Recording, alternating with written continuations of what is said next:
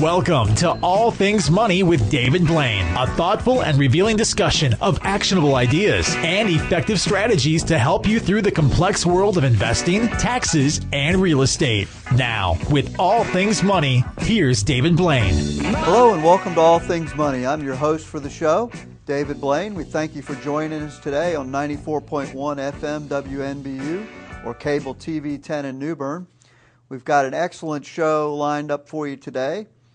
Before we get started, I'd like to give out our phone number, which is 252-633-0107. We don't take live calls, but we'd love to hear from you, see what comments or questions you have on the show, maybe some topics you'd like addressed on a future show. You can also email us at allthingsmoney@dlblain.com. That's allthingsmoney@dlblain.com.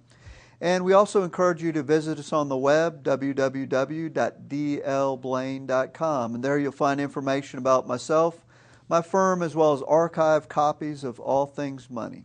So without further ado, let's get started today. I wanted to start off with a little discussion about the debt limit.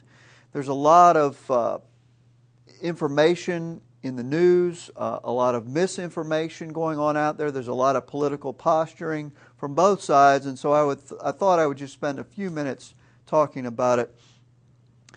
As you probably know, unless you've been, deserted on a deserted island for the past 20 years, the U.S.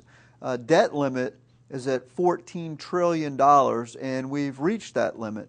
We have borrowed $14 trillion. When you look at that, that's a little over $45,000 in debt for every man, woman, and child in the U.S. And that doesn't include Social Security liabilities, Medicare liabilities, things like that. That's just money that the Treasury has borrowed, so that it's well understating the fiscal problems we have. And this is clearly a spending problem that we have. The U.S. brings in, of course, billions and billions of dollars a day in tax revenue and all sorts of things. It's a spending problem. It's just like, a household. If you had $14 trillion in debt, it's tough to out-earn that problem. You have got to stop spending. Anyway, I don't want to get into that.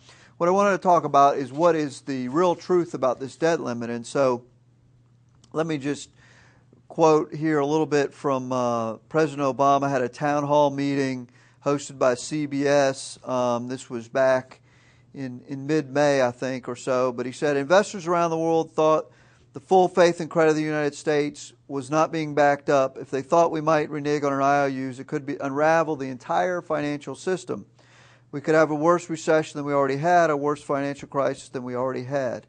Timothy Geithner wrote that the U.S. economy would enter a double-dip recession. A default would inflict catastrophic, far-reaching damage on our nation's economy, reducing growth and increasing unemployment.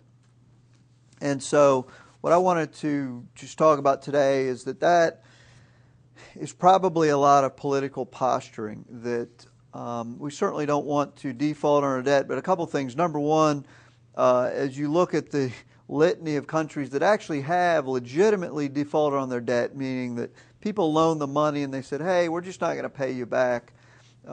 Brazil, Russia, all kinds of countries. And the people that live there, they still live there. Those countries are still prospering. So first of all, it's not going to be a catastrophe. But before we get to that point, that's not going to happen. The debt limit, so the statutory borrowing limit is $14.294 trillion.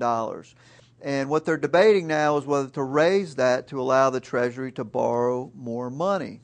And they're saying, no, we can't borrow money. It's not saying that we're going to default on our debt. It's not saying, nobody's saying don't pay the interest on the bonds. Nobody's saying don't pay the creditors back. They're just saying don't borrow more money. So if you think of your household and you've got some income and you've got some expenses and you've got your mortgage debt and your credit card or your car bill, and what they're trying to authorize is that you can go out and borrow more money.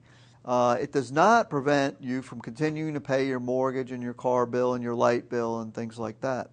And so, in fact, if you look at some of the court cases, if you look at some of the laws, you look at the Constitution, you look at all these different things, you realize that, in fact, the Treasury must prioritize paying the bondholders back. So the possibility of a default is just very, very minuscule. It's just not going to happen. The U.S. Treasury takes in, as I mentioned, billions and billions of dollars a month, and there's just no way that.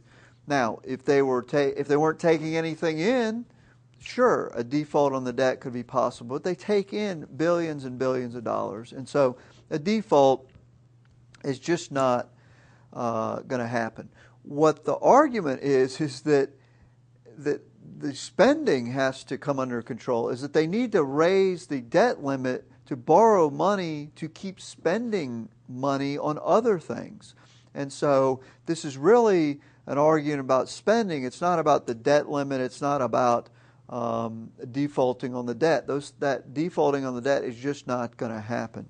In fact, this famous investor on Wall Street, Stanley Druckenmiller, said that defaulting on the debt is not the real problem Wall Street should worry about. People aren't going to wonder whether 20 years ago we delayed an interest payment or something. They're going to wonder whether we got our house in order.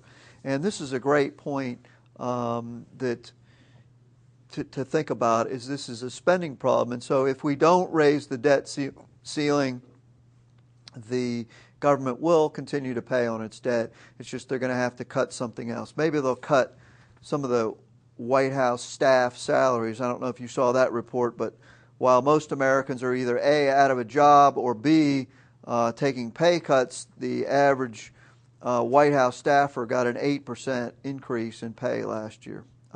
Anyway, one of the other things I thought I'd bring up with this debate that's going on is this notion of tax loopholes that people are all upset about. Oh, GE didn't pay any tax. It's a tax loophole.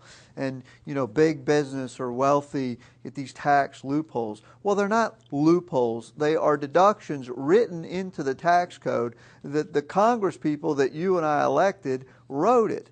And so it's not a loophole. Just like a mortgage deduction, you get a deduction for paying interest on your mortgage. It's a tax deduction. It's in the tax code. It's not a loophole. A loophole implies that you're getting away with something, or that you found a way around something. Well, the reality is that the tax code is written the way it is. Just like the oil companies, they're not a loophole. The tax code is written to give oil companies tax breaks for exploration and things like that. It's not a loophole. Well, we're coming up on a break. We'll continue with this topic when we get back. We'll wrap it up.